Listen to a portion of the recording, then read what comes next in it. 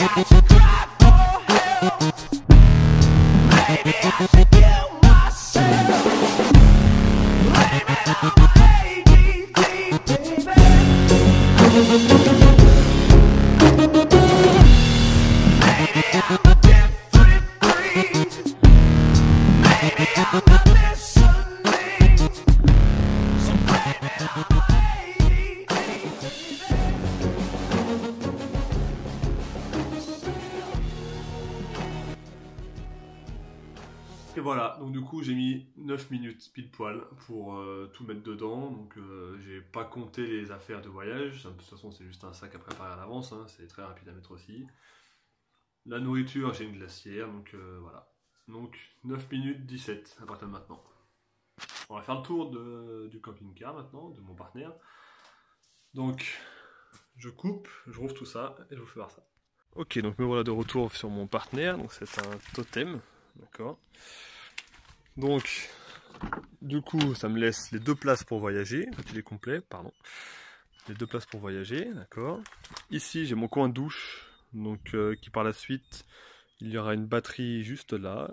Pour l'instant, c'est quelque chose de très rudimentaire avec une pompe à pied que je viens brancher donc ici, d'accord, via le biais du tuyau. Donc je viens brancher ma pompe à pied là-dessus, et quand je vais prendre ma douche, j'ai un petit tuyau. Hop, je sais pas si on voit bien qui sort avec un pommeau de douche pareil rudimentaire. Et du coup quand je pompe, ça met en pression et ça me donne de l'eau, c'est pas terrible, mais ça dépanne. Donc à côté j'ai un petit caillebotis. Ici j'ai ma tente de douche, je vais faire un peu de pub hein, pour Decathlon. Donc c'est très bien, franchement. Même quand il y a du vent, elle tient bien, elle tient assez bien. Ici j'ai un haut vent que je peux venir fixer sur le côté. Donc voilà pour la partie douche. On va passer donc à l'arrière. Donc j'ai mon matelas qui est ici, une table sur laquelle généralement je fais ma cuisine, donc qui est là-dessus. Donc tout simplement elle tient, hop, avec un petit tendeur. Ça évite aussi aux curieux de regarder quand je ne suis pas là, d'accord. Donc là on voit à travers, donc on va voir les affaires que j'ai. Quand il y a la table, on ne voit plus les affaires. Donc ça fait une petite protection en plus.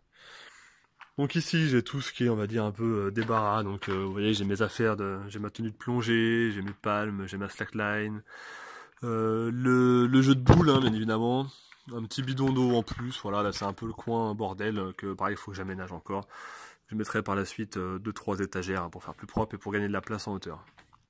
Ensuite, donc on passe là-dessous, donc vous voyez là-dessous j'ai une petite table de camping, vous la connaissez bien, c'est la table 4 places, la petite mallette 4 places qu'on déplie. Donc moi pour gagner un peu de place j'ai juste coupé la poignée de portage. Et voilà. Du coup elle passe parfaitement. Ensuite j'ai 2 bidons d'eau propre. Hein. Ce sont des bidons de 20 litres donc ça me fait 40 litres d'eau. D'accord. Et donc derrière ça, vous voyez donc j'ai même pas besoin de les sortir. Hein, je peux juste ouvrir, mettre mon verre en dessous, juste ouvrir. Hein, voilà. Et derrière je mets tout ce qui est mes affaires de voyage, donc mes vêtements, tout ça. J'ai une grosse valise que je viens mettre là derrière. Donc voilà pour le plan habit.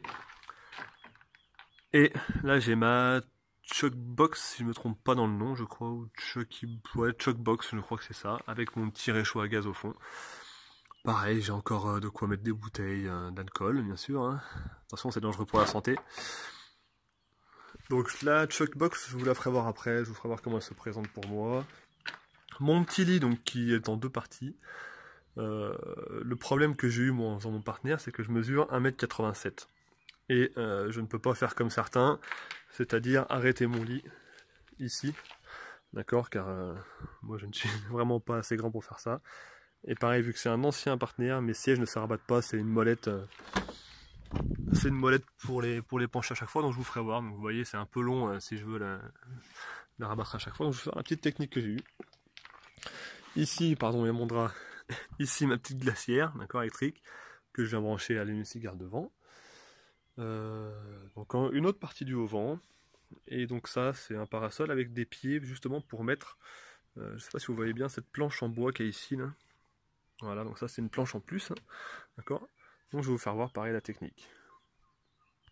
Ok, donc nous revoilà, donc j'ai monté mon lit, donc tout à l'heure vous vous souveniez qu'il s'arrêtait ici, maintenant voilà j'ai gagné, donc là je suis au-dessus du siège, passager et conducteur avant, d'accord. Donc si je ne me trompe pas, ça me fait un lit de 130 par 190 de long. Donc le montage, il fait un peu peur quand on le voit comme ça, mais il tient très bien. On est déjà monté à 2, je suis monté par devant, donc il n'y a pas de souci, ça tient. Donc il comprend un premier piquet ici, un double ici, un autre là-bas et un au milieu. Donc tout simplement, ils sont calés sur les renforts de la voiture, d'accord. Voilà, celui-ci est calé dans le trou là, simplement.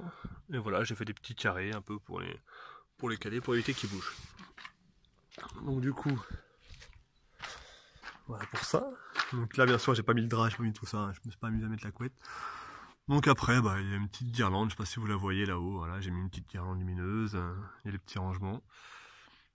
Donc le problème que j'ai eu en faisant ça, c'est au niveau de la place qu'il y a ici, d'accord. Donc c'est pas vraiment énorme, moi ça me dérange pas, je suis pas claustrophobe, rien du tout. De toute façon j'avais pas trop le choix, c'était ou faire ça, donc perdre en hauteur ici, c'est-à-dire en diminuant, enfin gagner en hauteur ici, mais ça voulait dire diminuer les rangements en dessous. Et ça voulait dire aussi que toutes les nuits j'étais obligé de rabattre les sièges vers l'avant, donc moi ça m'intéressait pas, je voulais que ça soit le plus rapide possible, quoi. Donc voilà. Quoi d'autre? C'est à peu près tout, hein. Sinon, je vous dis, moi, cette solution-là, elle me convient pour moi, parce qu'il y a vraiment la hauteur ici qui peut gêner certaines personnes, quoi. Voilà. Et c'est fait pour les jeunes, car pour monter dedans, c'est pas évident aussi, quoi. Donc généralement, j'ai une petite marche que je mets par terre, je mets le pied ici, après on rampe un peu dessus, on se débrouille. Donc on va passer maintenant à la partie nourriture, donc préparation des repas et tout ça. Donc j'ai mon petit réchaud à gaz que tout le monde connaît. Hein. Tout simplement, on met juste une petite bouteille de gaz ici, voilà, là, il est dans la boîte, je vais pas le sortir. Donc il y a une petite bouteille de gaz, ça prend la taille juste d'une petite mallette, d'accord, il y a juste à retourner ça. Clac, on ferme, et voilà, ça prend juste ça comme place. Quand je vais m'en servir, je sors même pas, en général, ça me fait un coup de vent. Ça me fait un petit coup de vent, donc je sors même pas, quoi, je laisse comme ça. Ensuite, donc pour ma box, donc elle est pas finie, elle est en cours, comme tout le reste, hein. Donc voilà, donc là j'ai quoi, une casserole, un peu tout ce qu'il faut. saladier tout ça, les épices, l'herbe de Provence, les éponges. Voilà, le papier toilette très important, et au-dessus pareil, voilà, donc les assiettes, les pics à brochettes, des choses comme ça, les couverts, tout ça. Donc voilà, je pose tout ça là-dessus et ça me fait ma nourriture. Ok, donc voilà, on a fait le tour de mon petit partenaire, donc si vous avez des questions, n'hésitez pas. Ah oui, j'ai juste oublié une petite chose, c'est pour la nuit. Donc bon, la nuit, qu'est-ce que je fais? Tout simplement. Donc pour le pare-brise à l'avant et le pare-brise arrière, donc moi j'ai pris ce que tout le monde connaît, hein, les petits trucs qui se déplient, ça coûte rien du tout. Et pour les côtés, j'ai acheté des espèces de feuilles d'aluminium avec une petite mousse derrière, je sais pas trop ce que c'est, donc c'est vraiment très très fin, vous voyez. Et je vais juste à les caler dans mes vitres la nuit, voilà, je les cale. Voilà. Moi je voulais pas opter pour les rideaux. Les rideaux, je trouve que ça prend de la place et il faut les fabriquer. Je suis pas une très bonne couturière, donc voilà, j'ai préféré prendre ça, un coup de ciseau, un coup de cutter et c'était bon. Ok, donc on en a fini. Donc bah voilà, la prochaine fois vous le verrez en conditions réelles dans une autre vidéo. Je vous ferai voir donc comment ça se passe quand je serai sûrement à Bauduc au bord de la mer. Donc je serai très très bien là-bas. Il y aura mon petit auvent, il y aura tout ce qu'il faut. Le matelas sera installé complètement. Il y aura le lit, voilà. La douche sera mise aussi. Je vous ferai voir la douche car là j'ai commandé donc sur petite pub AliExpress.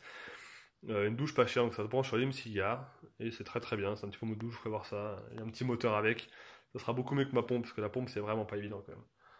Prochaine étape aussi, ça sera une tente. Donc j'ai trouvé une tente à Decathlon, un séjour, exactement, qui se gonfle. Donc un gros séjour, il coûte dans les 200 € si je me trompe pas. Donc je vais acheter ça pour mettre à l'arrière ou sur les côtés. J'ai vu ça sur des vannes cet été, c'est pas mal. Quand on veut rester une semaine en place, c'est vraiment bien. Et ça sera bien sûr tout ce qui est électrique. Donc là pour l'instant je suis que sur la batterie de la voiture, je n'ai pas de batterie auxiliaire, j'ai pas tout ça. Donc la prochaine étape, ça sera aussi ça, prendre une batterie auxiliaire avec un coupleur et voilà. Panneaux solaires, je ne pense pas, car ça n'aurait pas d'utilité pour ce que je fais, pour juste recharger un ordinateur portable une fois dans la semaine. Ça devrait aller, je pense, avec une batterie auxiliaire. Donc voilà, donc n'hésitez pas à mettre un petit pouce si vous avez aimé ma vidéo. Laissez un petit commentaire si vous avez des questions, je vous répondrai, il n'y a pas de souci. Allez, bonne journée!